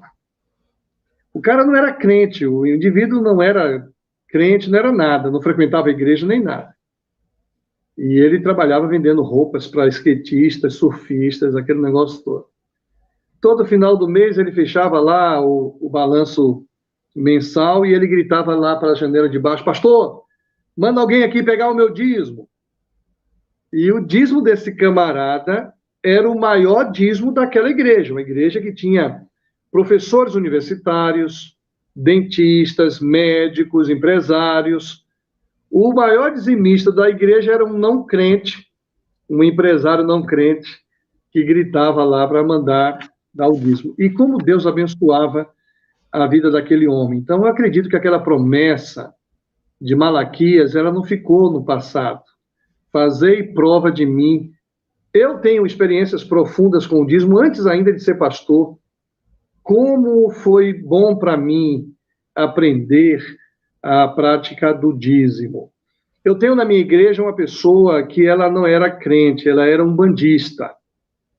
E ela viajava o mundo inteiro, altamente qualificada, falava vários idiomas, e a mãe dela frequentava a nossa igreja e disse assim, pastor, fulana, ela é um bandista, ela não é evangélica. E ela perguntou se ela podia dar o dízimo na sua igreja. Eu disse, olha, primeiro que a igreja não é minha, é a igreja do Senhor Jesus. E se ela quiser dar o dízimo aqui, ela pode dar o dízimo é sempre bem-vindo. Essa menina, primeiro, converteu o bolso, né? Vamos dizer assim. Depois ela começou a abrir o coração para um discipulado, e eu e minha esposa discipulamos essa menina. E depois essa menina se converteu, e essa menina se batizou, é uma crente fiel em Jesus. Então, assim, a Igreja Batista ela é sustentada pelos dízimos e pelas ofertas. Agora, um dado interessante, né? Nós, pastores, recebemos o nosso salário dos dízimos e das ofertas. A diferença na Igreja Batista é que nós temos uma tesouraria. O pastor não gere os recursos. Quem gere os recursos é a congregação em assembleia. E a tesouraria, ela presta relatório à congregação. A congregação estipula o que vai ser o salário de um pastor e paga o salário desse pastor normalmente. Quem administra os dízimos e ofertas é a congregação, não é o pastor. E o próprio pastor, ele recebe o salário dele, ele também devolve o dízimo dele à igreja. Isso é algo muito forte para nós batistas. Todo pastor batista sério, de igreja séria, é dizimista sério, né? Então a gente crê que a igreja é sustentada pelos dízimos e ofertas. Muito bem. Pastor, os valores arrecadados, vamos pensar mensal. Uma porcentagem vai para a Convenção Batista, vai para alguma outra instância ou 100% é usado na igreja local? Não, nós temos assim, a igreja local, ela recebe lá, vamos supor, né, 10 mil reais. Existe um negócio no nosso meio chamado plano cooperativo. O que é o plano cooperativo? A igreja recebe 10 mil reais, ela manda 1.000 reais para a convenção estadual. Logo, a convenção estadual recebe das igrejas locais os 10%, o dízimo do dízimo. A convenção estadual manda 10% para a Convenção Batista Brasileira. A Convenção Batista Brasileira manda 10% para a Aliança Batista Mundial. Eu citei 10-10-10, mas não foi sempre 10-10-10. Já foi 10 vindo da ovelha, 20 da convenção. A Convenção Batista Brasileira parece que manda 20%, eu não me recordo agora, para a Aliança Batista Mundial. Então, há uma cadeia de sustento da obra batista. Quando a Convenção Batista Brasileira recebe o plano cooperativo, percentual desse plano cooperativo que nós recebemos das 32 convenções estaduais, nós designamos um percentual para missões nacionais, um percentual para missões mundiais, um percentual para o Seminário do Sul, para o Seminário do Norte, para o Seminário Equatorial, para a União Feminina Missionária, para a União Masculina Missionária, para o Jovem Batista do Brasil, e assim a gente distribui todo esse bolo que vai servir e fazer a obra de Deus no mundo, né? E como se dá essa prestação de contas na igreja local? Tem um dia específico, tem no mês, a cada 2 meses, semestral? Como que se dá essa prestação? Ela dá quase sempre mensalmente. A minha igreja Batista Lindóia, domingo que vem agora pela manhã, se você acompanhar o meu culto online, eu vou fazer um louvor, uma pregação, e aí eu encerro a transmissão para fazer a assembleia como condomínio, né? E nesta assembleia é aprovado o relatório financeiro e é também aprovado inúmeros outros assuntos que são trazidos para este fim. Então, a assembleia da igreja local, daqui a uma semana, eu estou presidindo a assembleia da Convenção Batista Paranaense em Foz do Iguaçu. E lá nós vamos prestar conta de todo o trabalho batista realizado. Não só das igrejas visitadas, cuidadas, não só da ação social, mas também financeiramente. O Conselho Fiscal dá um relatório das despesas. A igreja local costuma ter o Conselho Fiscal da igreja local. Em alguns lugares nós chamamos também de Comissão de Exame de Contas, que audita todo o orçamento da igreja, toda a despesa. E na minha igreja, por exemplo, ele dá um relatório lá, a Comissão de Exame de Contas examinou o relatório do mês tal, e traz um parecer de aprovação, tivemos tanto de entrada, tanto de saída, saldo para o mês seguinte. Então, a gente sempre vai prestar contas em assembleia. Tanto a igreja local, como a convenção brasileira. Em janeiro, nós estaremos em Recife, em assembleia anual, prestando conta para os membros da assembleia da nossa gestão financeira. E ali é discutido, ali é determinado qual a ação estratégica, o que é prioridade. Então, acaba sendo, como já dizia a máxima constitucional, todo poder emana do povo, né? E os batistas vivem isso, viu? Muito bem. Pastor, caminhando para o final da nossa live, eu tenho uma pergunta para o senhor, e se o senhor nos permitir, a gente vai ler algumas perguntas do pessoal que deixou no chat, tá?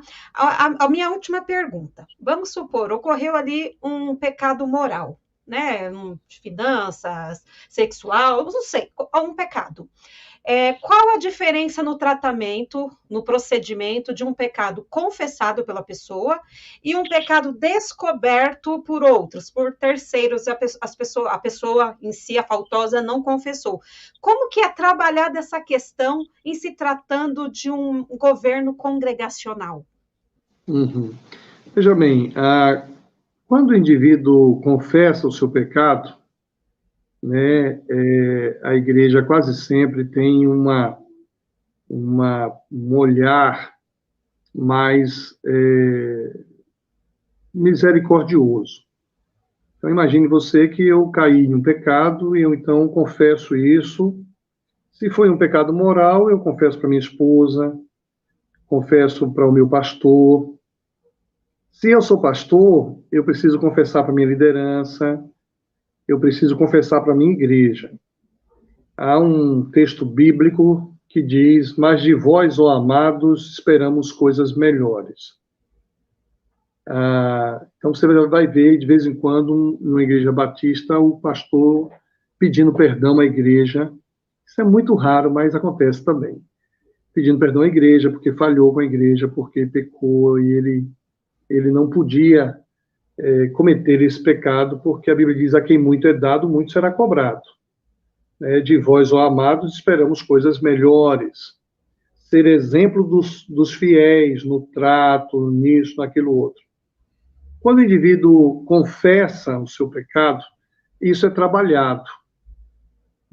Eu lidero 14 mil pastores. E há 15 dias atrás, um pastor marcou uma conversa comigo e veio exatamente dizer que estava passando por um momento muito difícil, conjugal e tal, o casamento dele não estava legal, e ele estava com medo de cair e tal, não sei o quê. E a gente que tem um pouco de experiência começa a fazer aquelas perguntas confrontadoras, e você tem medo de cair com quem? E aí a gente já viu que já existe um ponto. E aí eu digo: você já teve algum contato físico com essa pessoa? Ainda não. Falei: então é o seguinte, você vai confessar com a sua esposa, vai conversar com a sua esposa e vai dizer para ela que você está passando por essa experiência e você vai tratar familiarmente isso. Você vai procurar um líder da sua igreja local e vai abrir isso para ele, líder de sua confiança. E quase sempre é alguém da diretoria, um vice-presidente, um segundo vice-presidente, um secretário, um tesoureiro. E ele, então, confessa, e se não houve uma consumação, algumas igrejas relevam, alguns casos não chegam nem na congregação, mas alguns casos, só a aparência do mal já é suficiente para também a gente tratar de maneira cirúrgica, que a gente chama. Então, você vai depender muito da realidade da congregação. Quando o indivíduo confessa, é mais fácil, né? A Bíblia diz, aquele que confessa e deixa, alcança misericórdia. Agora, em alguns casos, nem isso alcança misericórdia, porque, dependendo do que foi confessado, não fica bem, né, para um pastor, ter um pastor com essa postura. Agora, quando não se confessa, há também a mesma prerrogativa. Quando alguém traz para nós uma suspeita sobre alguém, a gente também trabalha com esse alguém. E a aplicação é aquela instrução de Mateus: se seu irmão pecar, vai você e ele só, conversa com seu irmão, se ele se arrepender, ganhaste teu irmão. Se ele insistir, vai você, mais uma testemunha, né, assim, e só no terceiro momento que leva para a congregação e depois o trate como gentil e publicano. Então, esse mesmo procedimento acontece tanto quando o indivíduo confessa, como quando o indivíduo é confrontado, é denunciado, é investigado. Em alguns casos, ele passa por uma disciplina. Qual é a disciplina?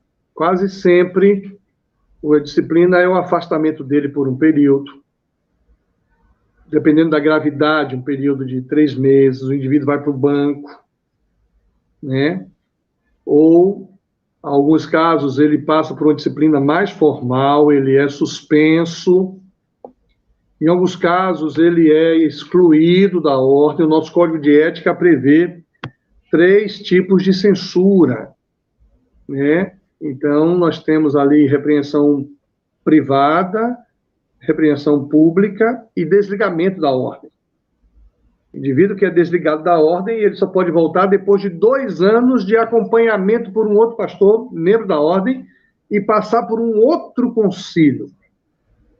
Então, assim, nesse caso, é assim que funciona costumeiramente em nosso meio. O indivíduo que confessa, ele é tratado com mais dignidade, com mais respeito. Aliás, todos são tratados com dignidade, né? Mas com maior misericórdia, vamos ao termo bíblico. Aquele que é confrontado, se ele se arrepende, confessa, ele também se deixa tratar, tem um tratamento. Mas, de vez em quando, muito raro, tem uns e outros que precisam serem filmados, precisam serem vistos, e esses, geralmente, a gente trata com um pouco mais de rigor. Ah, muito bem, pastor. Então, a gente pode fazer algumas perguntas para o senhor, do público? Sim, claro. Vou colocar uma aqui, é do Ivo. Ele, quando o senhor estava falando dos 12.000 templos, ele fala que bom, e aí ele faz uma pergunta: e os ministros garantem que não falte ministração pastoral neotestamentária a nenhum santo desse maravilhoso rebanho, ou acontece de haver ovelha que deixa de receber? Veja, quando eu falo 12.000 templos, eu incluo aqui uma outra coisa que eu não costumo falar, porque quem não é batista não entende direito. Nós temos igreja batista local e temos congregação. Então, Lindóia é uma igreja local. Eu tenho uma congregação em Araucária. Essa congregação, ela não tem autonomia. Ela é uma filha da minha igreja. Ela só vai receber autonomia quando ela tiver 3 coisas: autopropagação, ou seja, ela prega o evangelho sozinha, sem a ajuda de ninguém. autossustento, ela pode pagar um pastor, ela pode alugar um templo, ela pode construir um templo, ela pode manter um templo, e autogoverno. Então, quando eu falo dos 12 mil templos, eu estou colocando igreja local e congregação.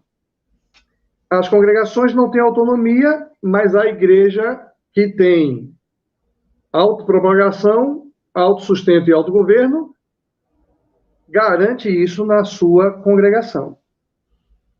Então, é muito raro acontecer de uma igreja que involuiu. A tendência das igrejas é evoluir, é crescer, é avançar. Mas você vai encontrar casos de uma igreja que involuiu, uma igreja que já foi grande e, por alguma razão, saiu pessoas e tal, e ela perdeu a autopropagação, perdeu o autossustento e perdeu o autogoverno. Eu sou pastor de 2 outras igrejas em Curitiba que perderam essa condição. E eu sou, então, pastor de uma igreja que está começando, e a gente é que dá o sustento do obreiro, é a gente que manda a equipe de louvor, é a gente que manda ações evangelísticas, etc., para poder atender. Quando isso acontece, quase sempre eles chamam uma igreja mais forte para ajudar a igreja mais fraca, ou a própria convenção tem um programa que a gente chama de revitalização de igrejas. Esse programa de revitalização de igreja permite que nós mandemos para lá um missionário, que a gente vai pagar, a gente vai sustentar, para que ele cuide dessa igreja e não deixe essa igreja sem ministração pastoral neotestamentária, conforme diz o Ivo aí. Agora, você pode encontrar um caso, vamos imaginar, que lá em São José tem uma igreja que evoluiu e tem lá uma família que é a líder da igreja e ela, então, não aceita a ajuda de ninguém e ela também não tem condições de pagar nenhum obreiro. Pela igreja ser congregacional, a gente não pode chegar lá e intervir. Você vai encontrar uma igreja ou outra fraquinha, mas é porque aquela membresia não tem humildade suficiente para aceitar ajuda ou buscar ajuda na denominação, né? Muito bem. Tem uma outra pergunta aqui do Ivo, interessante. Como é tratado, né, a pessoa, o santo que adota a percepção soteriológica calvinista, no caso na Igreja Batista? Tem um tratamento diferente? Veja, esse tema hoje é um tema muito, muito forte em nosso meio. Nós estamos vivendo hoje um momento de polaridade. Existe a polaridade política no Brasil, do fundamentalismo e do esquerdismo, né? do ultraconservadorismo e do esquerdismo. E nós estamos enfrentando essa mesma polarização na teologia.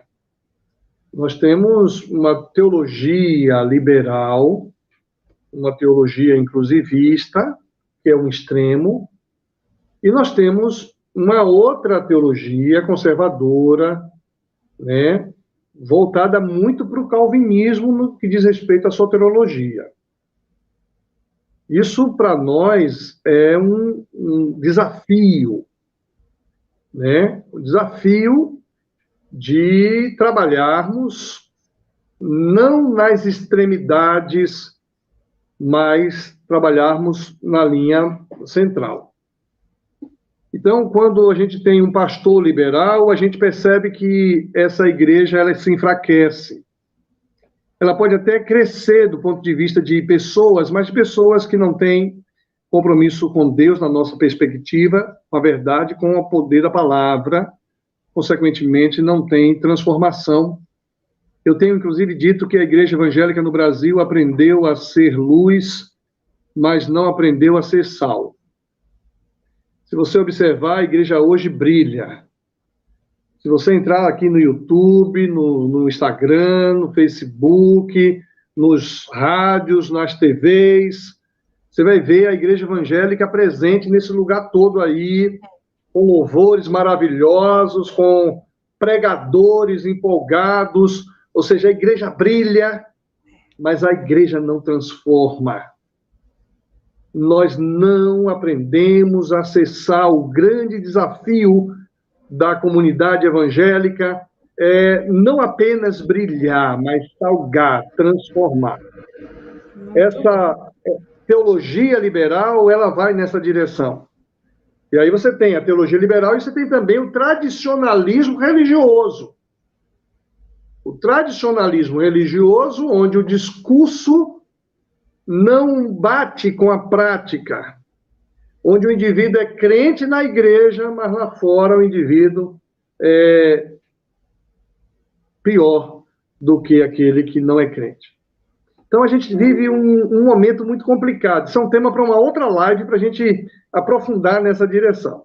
Então isso é um ponto que nos atrapalha, que é a questão do liberalismo teológico. Um outro ponto é esse fundamentalismo calvinista, soteriológico, onde Deus já definiu quem vai para o céu e quem não vai para o céu. Aí eu não preciso pregar o evangelho mais. Eu não preciso pregar, arrependei-vos e crede no evangelho, porque é chegado o reino dos céus. Se hoje ouvirdes a minha voz, não endureçais o vosso coração, eis que estou à porta e bato. Vinde a mim, todos vós que estáis cansados e sobrecarregados, e eu vos... Estou quase pregando aqui para vocês, né? Tá, glória a Deus, é mesmo.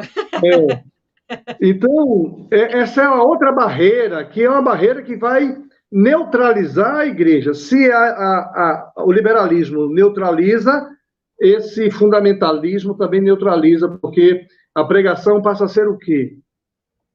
Passa a ser agora uma coisa voltada para o bem-estar, aprender os valores do reino, mas que se não transformar, não tem problema.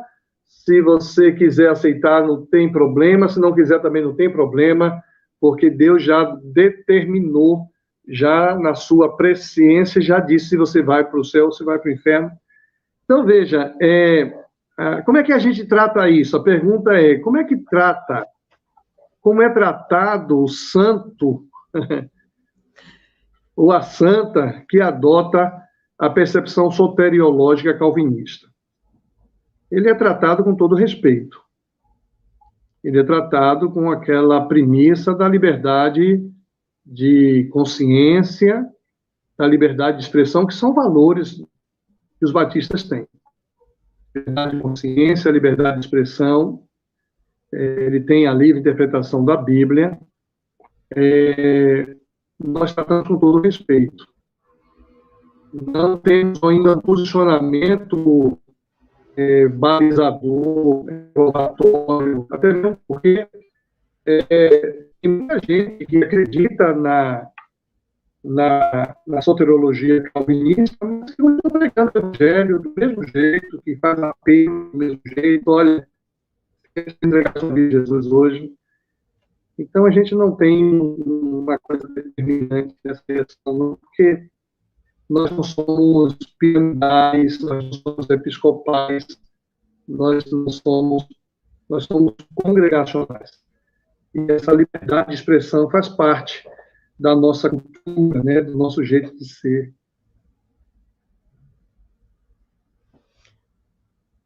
Pastor, nós tivemos um probleminha aí na conexão da internet, ficou cortada as últimas falas do senhor. Tem uma pergunta aqui, uma outra pergunta, eu já vou até formular ela diferente, mas eu vou colocar aqui também para o senhor. Uma pessoa da maçonaria pode ser membro da Igreja Batista? Pode ser um pastor batista?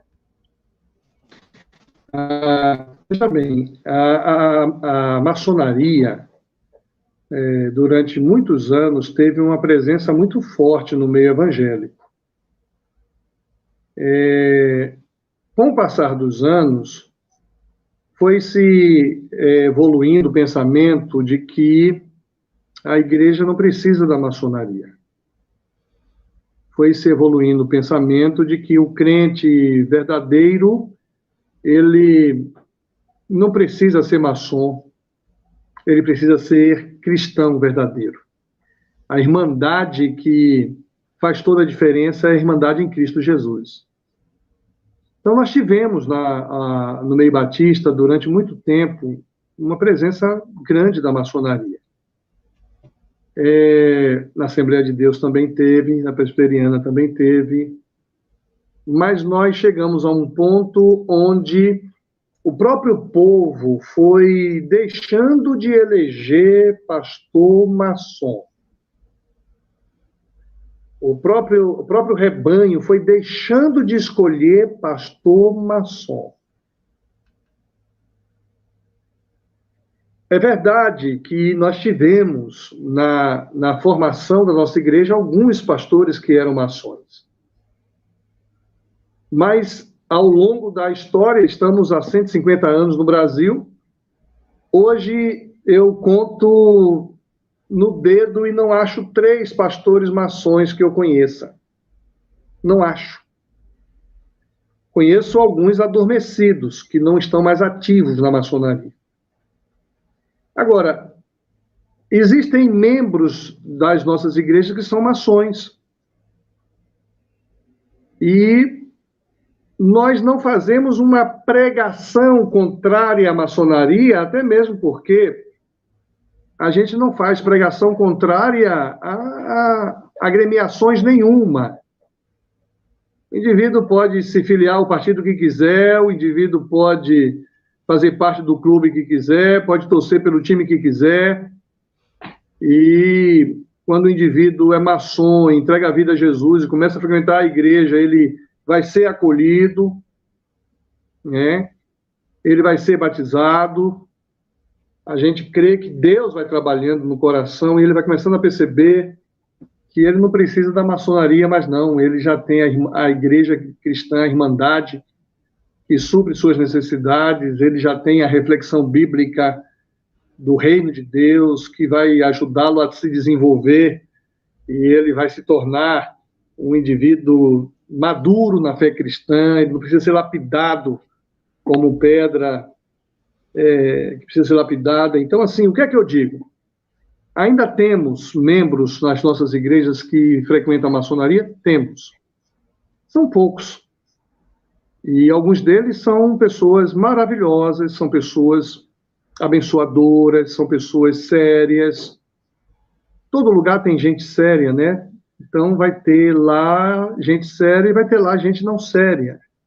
Como na nossa igreja também tem tudo isso. Então, a maçonaria, ela não é, na verdade, uma bandeira pregada ou refutada pelos batistas. Mas eu tenho experiência para dizer que, quando alguém é indicado presidente da convenção, já pergunta, esse cara aí é maçom? Hoje, quase nenhum é maçom, nesses últimos anos. Mas, antigamente, perguntava, esse cara é maçom? Teve um dia que um colega pastor perguntou para mim, disse assim, e o que é? Você é maçom? Aí eu falei, mas que pergunta, cara? Que dúvida você tem? Não, eu tenho dúvida sim. Eu falei, por que você tem dúvida? Porque você é um cara inteligente, articulado, tem bons relacionamentos, tem um network incrível. Eu falei, e quem disse que isso são atributos da maçonaria? Né? Então eu disse para ele, não sou maçom, nunca fui sequer convidado, né? Acho que eu não tenho nem perfil para ser maçom, porque nenhum convite eu recebi. Mas eu também não persigo ninguém, também não desqualifico ninguém. Mas posso te dizer que no meio batista, hoje há uma preocupação se um pastor é maçom. Por isso que tem tão poucos maçons hoje no nosso meio, muito poucos. Ah, interessante. Pastor, tem essa pergunta do Newton Pereira, eu não compreendi totalmente, talvez o senhor entenda melhor. Tenho dúvidas sobre a questão do memorialismo na Santa Ceia. É possível acreditar na presença espiritual e continuar sendo membro batista? Olha, é possível, mas é porque esse é um tema que não foi ainda discutido com esse membro batista, né? Você vai encontrar um membro da minha igreja, por exemplo, que veio da igreja católica e ele aprendeu lá na sua catequese, na transubstanciação. Então, ele acha que quando o pastor faz ali a oração, o pão se transforma carne e o vinho se transforma sangue. Pode ser que tenha vindo alguém da igreja presbiteriana e ele vem, então, dessa concepção exposta aí pelo Newton. E aí ele foi doutrinado, ensinado que como Deus está em todo lugar, como Jesus é onisciente e onipresente, ele está presente no pão, ele está presente no sangue, e aí ele vem, então, de uma ideia de que há uma consubstanciação. Então, veja, os católicos e alguns reformados, transubstanciação. Alguns reformados com substanciação, ou seja, Deus, Jesus está no corpo, Jesus está no sangue ou no vinho. Nós, batistas, somos memorialistas. Fazer isto em memória de mim. Nós não entendemos que o pão ou o pão contém, o pão é símbolo, é um memorial. Então, alguém pode acreditar na presença espiritual e continuar sendo membro batista? Pode, porque nós não vamos excluir ninguém que acredite nisso, né? Nós não somos dogmáticos a esse ponto.